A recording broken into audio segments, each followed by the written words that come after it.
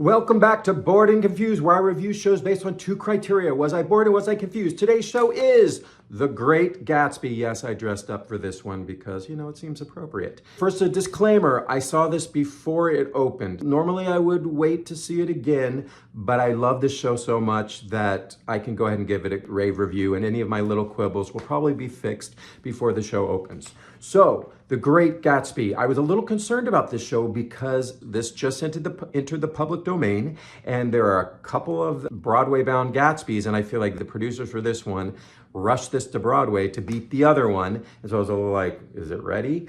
It's ready. This show, if you want to get your money's worth on Broadway, The Great Gatsby is the show to see. If you're visiting from out of town, you've got Jeremy Jordan and Ava Noblezada, Broadway stars singing their faces off at you. Big singing, big orchestrations, big sets, big costumes, big dancing. You get your Broadway buck on this show. So right from the start, the choreography by Dominique Kelly is great. It's so great. What this show really does great overall is it takes the feel of the 20s, but then it gives us a modern twist on it. It's contemporary choreography, but it throws in a little bit of Charleston. It throws in some popular dance steps from the 1920s to really ground us in the period.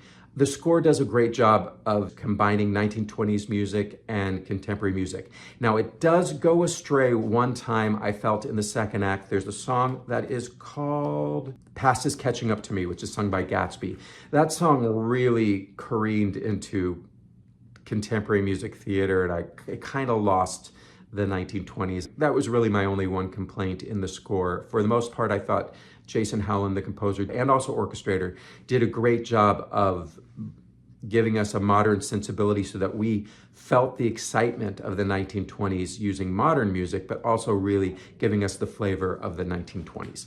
So it's interesting, having just reviewed The Notebook a few weeks ago and then seeing Gatsby, and immediately I was like, it's the same story, but with a very different ending. Two young people meet, they fall in love, they have a short time together, then they're apart.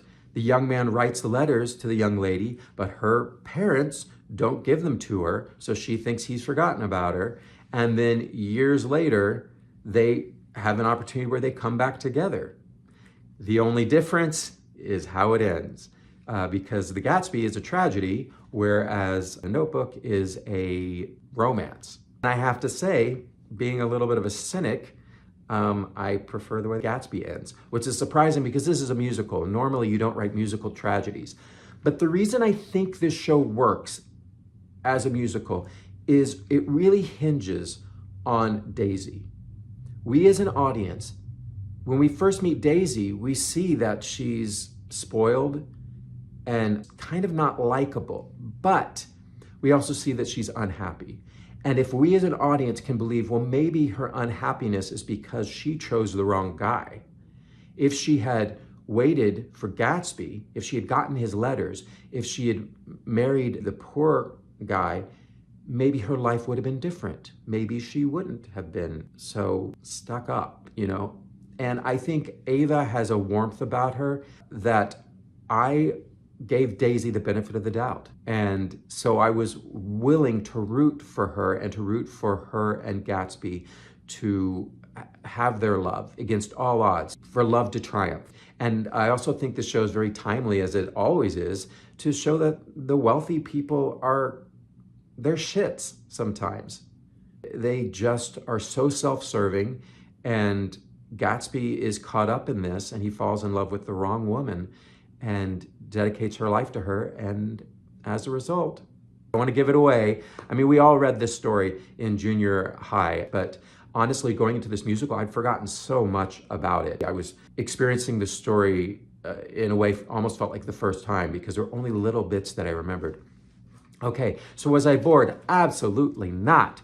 Was I confused? I mentioned the song sometimes when it went too contemporary, that confused me a little bit. But for the most part, little criticisms. The sound design wasn't great, but I'm hoping they'll fix that before opening. The music and the orchestrations are so big that sometimes they overwhelm the lyrics, especially on fast songs. There's some fast pattery songs where if the actor is not facing downstage and I can see her lips or his lips, if she turns upstage for a second, I lose what she's saying. That happened in a few songs. One of them, Jordan Baker. She was great. She sings New Money. It's got a lot of quick lyrics and it's setting up a lot of information at the beginning of the show. Oh, here's a quibble.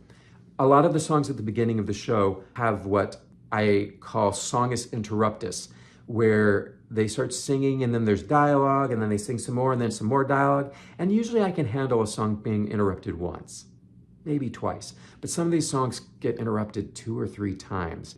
So I was just longing for a song where he could just sing it all the way through. But guess what? Act 2, we get that. The love duet, there's some ballads, big songs. They got to sing from start to finish. It was just at the beginning of the show, they were trying to really get the narrative going. So there was a little bit of interrupting of these songs. The opening number also does this. The opening number is so cool, but then the character of Nick, played by Noah J. Ricketts, very likable actor. He keeps interrupting the opening song with his own song.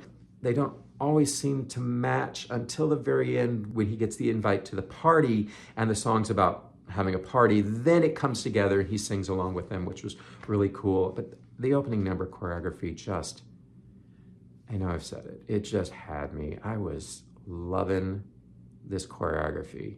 I was loving this music. I was loving the ensemble. I was loving the costumes. I was loving the world of the roaring 20s.